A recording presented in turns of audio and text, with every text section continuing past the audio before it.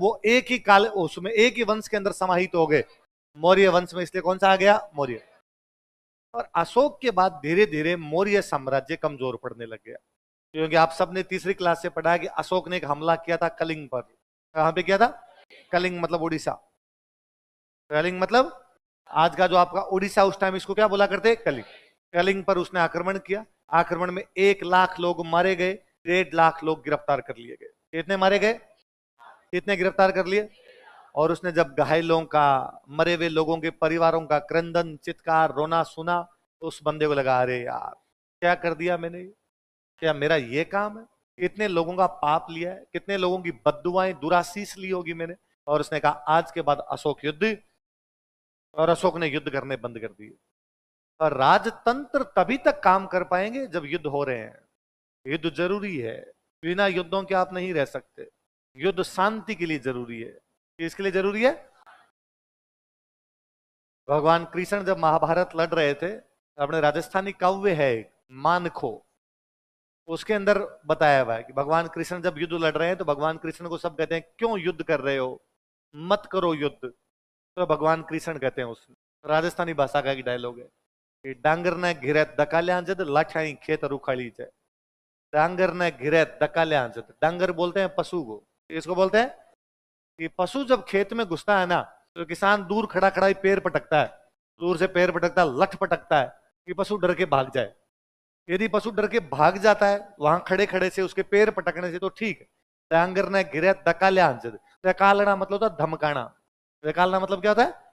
यदि पशु धमकाने से ना निकले, लठ ही खेत उखाड़ी जाए, फिर लठ उठाता है। इसलिए यदि दुश्मन आपकी आंखें निकालने से ना माने, आपकी बातों से ना माने, तो लठ उठाए जाए। बिना लठों के दुश्मन मानने वाला, ये सब फर्जी बातें हैं। ये सब शांति का पालन करना चाहिए, युद्ध नहीं करना चाहिए। यदि युद्ध नहीं करने हैं, शांति का पालन नहीं करना है, तो फिर सेना सेना हटा के देख लो। देखे जो पाकिस्तान की बाउंड्री पे आपकी सेना खड़ी है, उसको हटा के देख लो। पाकिस्तान शाम से पहले पहले यदि पटियाला में आके खाना नहीं खा ले तो देख लेना। आप और मैं यदि यहां पर शांति से पढ़ पा रहे हैं, आप 3 बजे शांति से इस विश्वास से आ गए कि हमें बीच में कोई रोकेगा टोकेगा नहीं, 7 बजे इस विश्वास से वापस चले जाएंगे घर पे कि हमें कोई रोकेगा टोकेगा नहीं। इसका एकमात्र कारण है कि आपकी सेना मुस्तैद है। जिस दिन आपकी सेना कमजोर पड़ेगी, आप घरों से निकलना बंद करेंगे, फिर दुबक के बैठेंगे कि पता नहीं कब दुश्मन अटैक करेगा और कब आपको मार देगा। इसलिए युद्ध जरूरी है। हाँ, पाकिस्तान पाकिस्तान अपनी सेना हटाए तो हम घुस जाएंगे अंदर, बाकायदा घुसेंगे। सर अपने तो पाकिस्तान की सेना तो भी घुसेंगे, आपने तो घुसना है बहुत जल्दी। आपने कश्मीर का आधा टुकड़ा उन्होंने ले रखा है, कश्मीर का आधा टुकड़ा ले रखा है, वो तो बहुत जल्दी लेना है। लेना तो पूरा पाकिस्तान ही है, क्योंकि अपने एक मराठा पेशवा हुए थे बाजीराव बल्लाल। कौन हुए थे? उन्होंने कहा था अटक से कटक तक भारत है। कहां से कहां तक भारत है? अटक सिंधु की सहायक नदी है सिंध में। जब तक अटक से कटक तक अपने पास नहीं है, तब तक बाजीराव बल्लाल की आत्मा तड़प रही है। बाजीराव ऊपर बैठे बैठे सोचते होंगे कि नित्य कितने निकम्मे पैदा करके आया हूं मैं, जिनमें एक में भी ये साहस नहीं है कि अटक से कटक तक भारत को एक किया जाए। तो अब हम पढ़ेंगे आगे कि पृथ्वीराज चौहान के एक ताऊ हुए थे विग्रहराज चतुर्थ। कौन हुए थे? पृथ्वीराज चौहान के एक ताऊ हुए, ताऊ का नाम क्या था?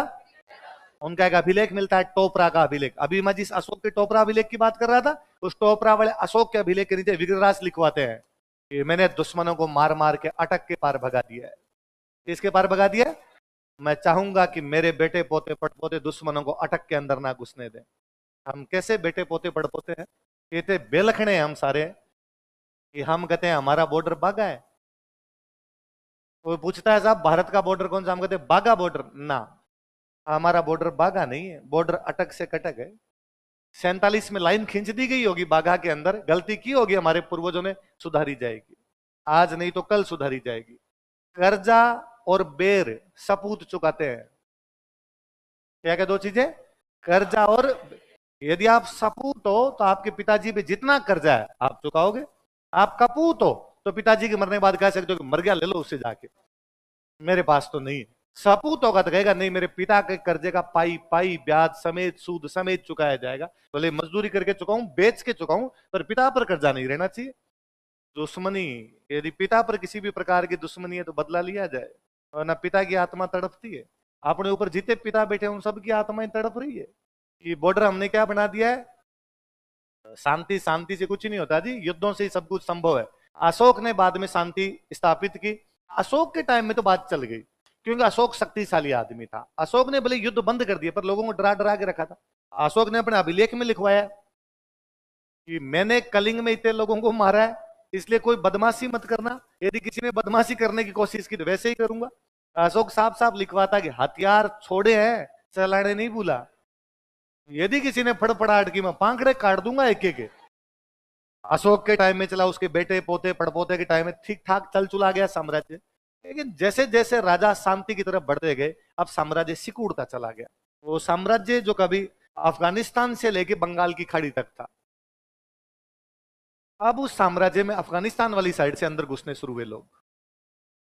इधर से दुश्मन अंदर आने लग गए। जब इधर से दुश्मन आने लगे, अब इनकी राजधानी है यहाँ पे पाटलिपुत्र। राजधानी बिहार में पड़ी पटना, आज का पाटलिपुत्र। यहां पर एक राजा है, उस राजा का नाम है बृहदर्थ। राजा कौन है? बृहदर्थ नाम करके राजा है। इस राजा का एक सेनापति है, उस सेनापति का नाम है पुष्यमित्र शुंग। क्या नाम है?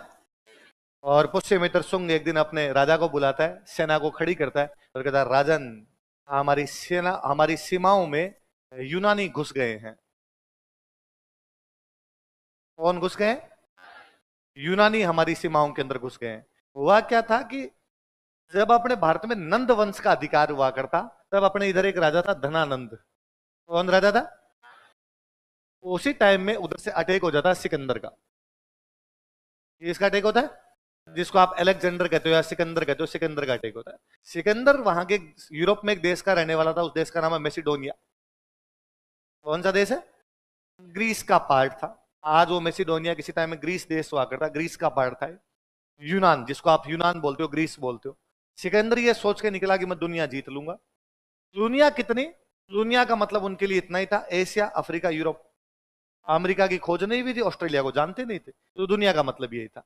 सिकंदर ये सोच के निकला था कि मैं ग्रीस से निकलूंगा, ग्रीस मतलब यूरोप, यूरोप में आसपास वाले जीतूंगा, इसके बाद मैं जाऊंगा मिस्र, इजिप्ट, अफ्रीका, अफ्रीका वाला जीतूंगा, फिर मैं घुसूंगा मध्य एशिया, मध्य एशिया जीतूंगा, फिर मध्य एशिया से मैं जाऊंगा इंडिया, इंडिया जीतूंगा, इंडिया से मैं जाऊंगा रशिया। उसको चाइना का पता ही नहीं था, तो उसको ये नहीं पता था कि इंडिया और रशिया के बीच में बहुत बड़ा देश चाइना भी आएगा। तो उन्होंने कहा इंडिया, इंडिया से मैं जाऊंगा रशिया, और रशिया को जीते ही वापस यूरोप में आ जाऊंगा, ग्रीस दुनिया को जीत ली, घूम जाऊंगा मैं इतना।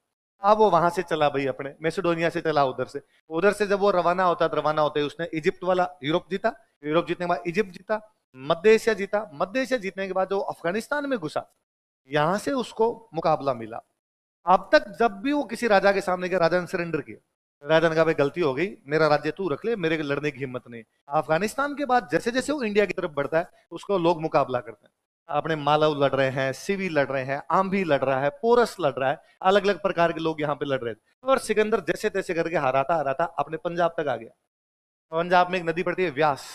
कौन सी नदी है?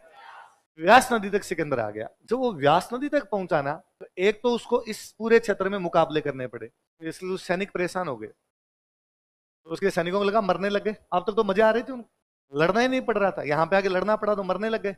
फिर उनको यहाँ पे आके पता चला अभी तो इंडिया शुरू हुआ है, इंडिया अभी तो इतना पड़ा है, फिर ये क्रॉस करेंगे तो इससे ट्रिपल पड़ा है चाइना, ये क्रॉस करेंगे तो इससे इतना ही आगे और कौन सा पड़ा है? रशिया। इसलिए यहां पर आने के बाद सिकंदर के सैनिकों ने सिकंदर को कहा कि एक भी कदम आगे गया टांगे तोड़ देंगे तेरी। इसलिए सिकंदर के सैनिक वापस ले गए।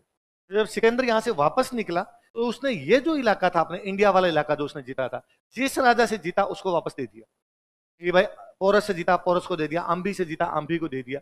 और ये जो इधर वाला इलाका था, अफगानिस्तान से आगे वाला इलाका, ये वाला इलाका उसने अपने सेनापतियों को बांटा, जो उसके खुद के सेनापति, यूनान के सेनापति थे।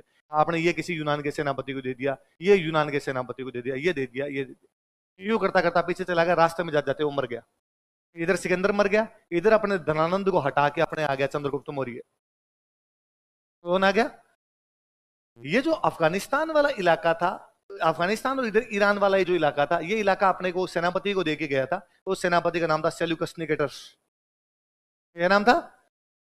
सेल्यूकस निकेटर को लगा यार वो तो आगे नहीं गया अफगानिस्तान वाले इलाके में, उसने वो था, उसने अफगानिस्तान वाले को उसने देखा गया, सिकंदर खुद तो आगे की तरफ नहीं गया, क्यों ना मैं आगे की तरफ जाऊं और इंडिया पे कब्जा कर लूं। इसलिए सेल्यूकस इंडिया की तरफ आने का प्रयास करता है। इधर चंद्रगुप्त मौर्य सामने आया। चंद्रगुप्त मौर्य ने सेल्यूकस को बहुत ढंग से हराया, बहुत अच्छे से हराया। हराने के बाद में सेल्यूकस को कहा कि तुम्हारी बेटी की शादी की जाए मेरे से। और सेल्यूकस अपनी बेटी की शादी करता है हेलन, इसकी शादी करता है, और हेलन से शादी में अफगानिस्तान दहेज में लेते हैं। अफगानिस्तान उनके पास चला गया था, अफगानिस्तान पूरा का पूरा चंद्रगुप्त मौर्य ने दहेज में लिया। अब वापस अफगानिस्तान से लेके यहां तक बाउंड्री इनकी थी। इसका मतलब अफगानिस्तान से इधर इधर इंडिया, हिंदू कुश की पहाड़ियां, कौन सी पहाड़ियां, नाम ही हिंदू कुश है तो हिंदुओं की पहाड़ियां, वो हिंदुस्तान की पहाड़ियां, यहां से आगे आगे यूनानी। अब चंद्रगुप्त मौर्य शक्तिशाली था इसलिए इनको इधर इधर रखा, आगे उसके वंशज शक्तिशाली हुए, इनको इधर इधर रखा। जैसे जैसे वंशज कमजोर हुए, वो यूनानी जो इन क्षेत्रों में बैठे थे इंडिया की तरफ आ गए। वे यूनानी जो इंडिया की तरफ आ गए थे उनको हम बोलते हैं इंडो ग्रीक। क्या बोलते हैं? उससे मित्र सुंग बृहदर्थ को कहता है कि राजन, हमारी सीमाओं में यूनानियों की सेना घुस गई है, ग्रीक आर्मी घुस गई है, वो इंडिया की तरफ आ गए, हमें लड़ना चाहिए जाके। और बृहदर्थ ने कहा कि नहीं, हमने अहिंसा की नीति अपना ली, दूत भेजो और दूत भेजकर कहो कि शांति बनाए रखें, किसी भी प्रकार के आक्रमण ना करें। और पुष्यमित्र सिंह ने कहा कि ना, अब दूत भेजने से पार। वो भरी सेना के सामने बृहदर्थ को मार देता है, और बृहदर्थ को मारते ही सारी सेना ने नारे लगा दिए, अमरिंदर बाहुबली की जय। और राजा वाली गद्दी पर कौन बैठ गया? और जैसे पुष्यमित्र सिंह गद्दी पर बैठा, गद्दी पर बैठते उसने कहा अब मैं करवाऊंगा अश्वमेध यज्ञ। क्या करवाऊंगा?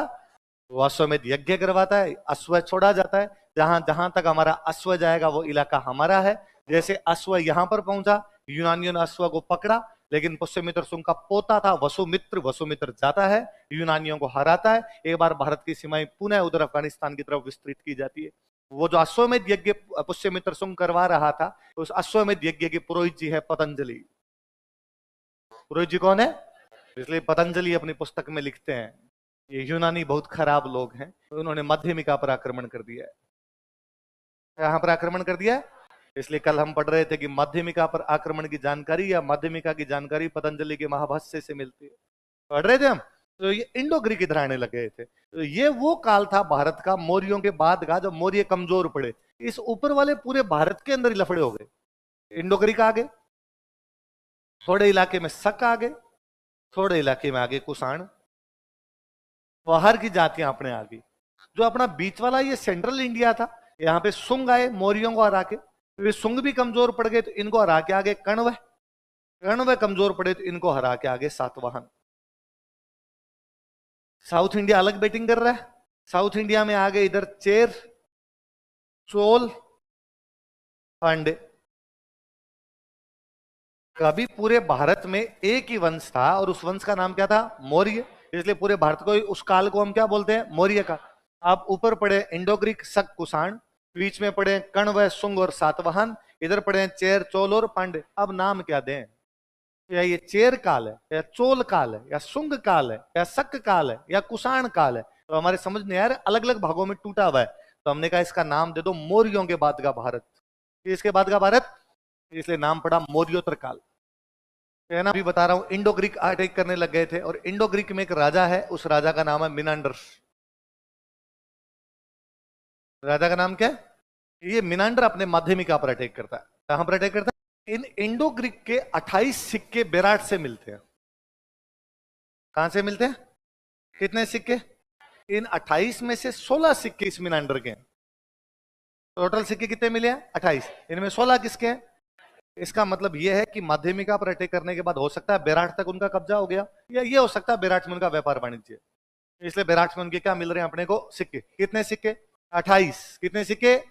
28 इंडो ग्रीक सिक्के। उनमें 16 अकेले कौन से राजा के? मिनांडर के टाइम में ज्यादा प्रभाव रहा होगा, बाद में थोड़ा कम प्रभाव आया।